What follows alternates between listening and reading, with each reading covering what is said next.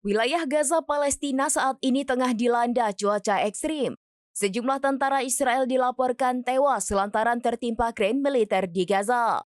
Dikutip dari Tribunnews.com pada Jumat 7 Februari 2025, kabar ini diumumkan IDF pada Kamis 6 Februari pagi. Insiden ini terjadi sekitar tengah malam di posisi militer di dekat perbatasan Israel-Gaza. Menurut penyelidikan awal militer Israel, saat itu terjadi angin kencang hingga badai yang menyapu seluruh wilayah. Hal ini menyebabkan kren yang digunakan untuk operasi pengawasan seluler jatuh.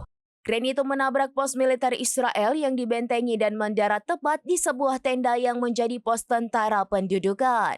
Menurut data, total tentara yang tewas berjumlah 2 orang. Keduanya merupakan anggota batalion ke-51 Brigade Golani. Sementara 8 orang lainnya terluka ketika sebuah kren militer runtuh di zona penyangga yang diduduki Israel di Gaza.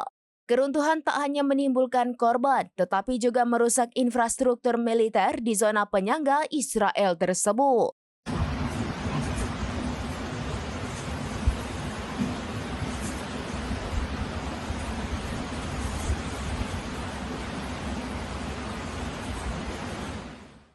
Download Tribun X sekarang, menghadirkan lokal menjadi Indonesia.